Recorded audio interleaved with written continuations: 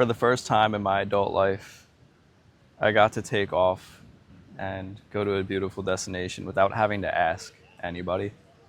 And I realized that it's the best feeling in the world, and it's the way that life should be. Right now, we're in the Dominican Republic. Hopefully, you could see. Nice little swim up bar there. They're not open because it's still early. But I wanted to talk to you about this idea of mini retirements. It's an idea that Tim Ferriss brought up in one of his books, The 4 Hour Work Week, that retirement is best spent in our younger years. The issue with that, obviously, is that not all of us have the means to retire young. So, how do we get to that point? Obviously, there's multiple ways to wealth, extreme wealth that could get you there, but there's also a workaround that many people don't talk about. Before we get into that, though, it's important to understand one thing, that traditional retirement is very flawed. Think about the way that works. Say you're anywhere from 20 to 25 years old right now. You work another 40 to 45 years of your life. And then only when you're in your twilight years, when you don't have much energy left and you don't even have much time left, now you get to enjoy yourself. I put that in quotes because how much enjoying could you actually do? There's this time, money, energy triad that it's the three resources that rule our lives. And when we're young, often we have the time and the energy, but we don't have the money for us to sustain the lifestyle we want. And then conversely, when we reach traditional retirement age, we have the time, we have the money, but ironically, we don't have the energy to enjoy it all, which is why that idea is flawed. Here's the other thing. Who's to say you even make it to 60 years old, to 65 years old? I know that's a dark thought, but it's true. I think about Diogo Jota. I made a video on him a few weeks ago. He passed at 28 years old. He was living on top of the world, and he passed at 28. So why are we delaying the life we want until we're 60, 65, even 70 in some cases? It just doesn't make sense.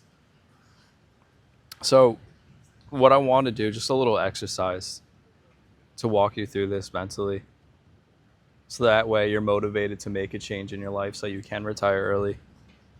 Let's think about this. If I doubled your energy right now, what would you do? Take whatever energy level you're feeling and double it. What would you do? Think about it.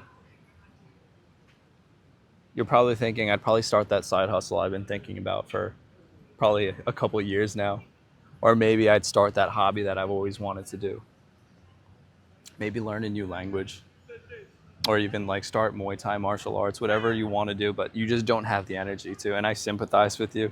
I empathize actually, because I know how hard it is to get your ass kicked on a Monday morning, working all day and then thinking, shit, I still have 4 days to go with this.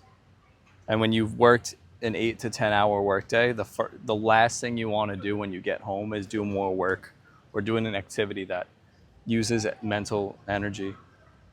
I totally understand. I'm not trying to shame anyone for not hustling when they get home, because it's very hard when the corporate world drains you.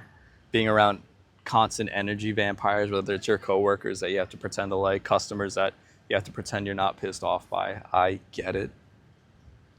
So what I want you to imagine is if none of those detractors existed and the second you got home, you instantly refreshed, like you had an entire night of sleep and a meal and you're lasered and you're focused, what would you do with that time? All right. Now keep that in mind. Now let's think about the next resource we have, time. Imagine I gave you 1 month vacation to go wherever you wanted. How would you spend it? Where would you go? I know for me, I'd probably spend it in the Mediterranean for a little bit, just soaking in the sun, the beaches, the beautiful women around. I know you have a destination in your mind too that your mind instantly jumped to. Maybe it's a place you've never been before, were a long time ago, but never got to revisit. Consider that. All right. And lastly, the concept of money.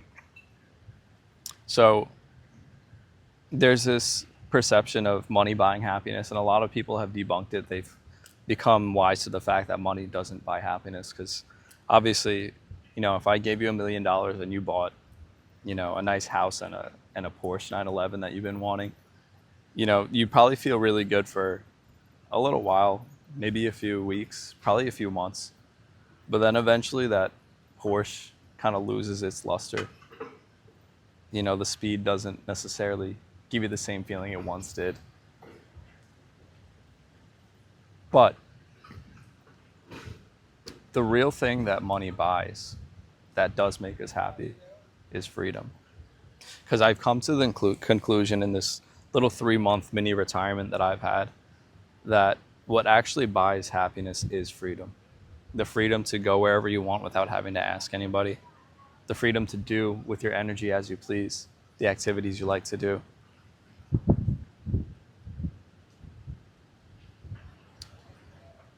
So the equation here is no, money does not buy happiness.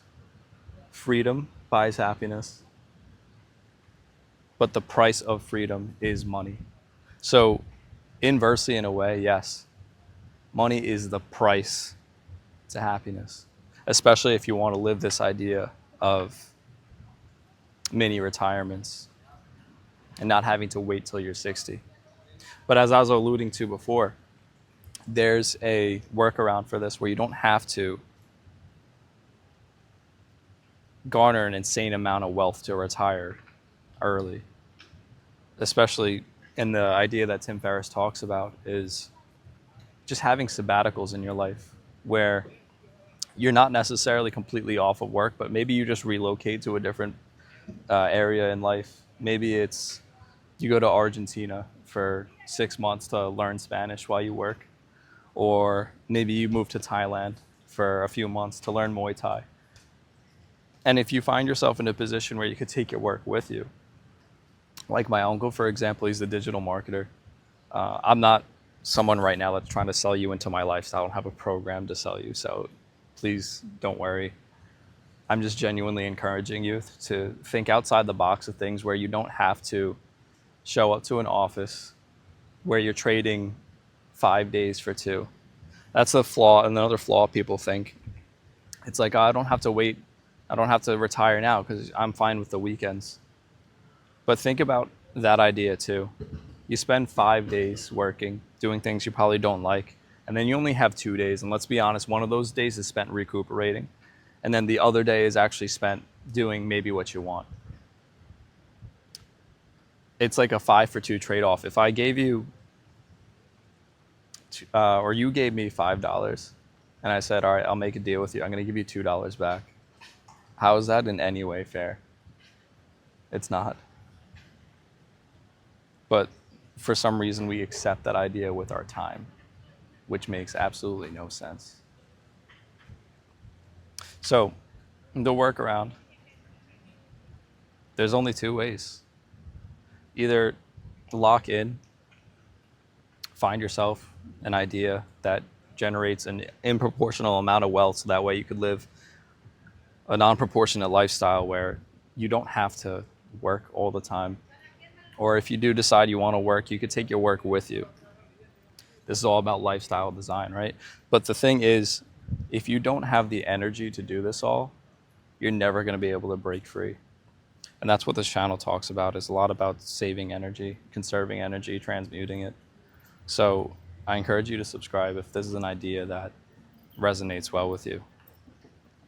Because of that triangle that we talked about, time, money, energy, energy is single-handedly the most important thing. And because I have my energy back, I'm able to do this. I'm able to record this video, share my ideas, and do so in a place like this. That's gorgeous. And I've come to realize this is the way that I want to live, no matter how much I have to sacrifice. So thank you for watching. I'll see you soon.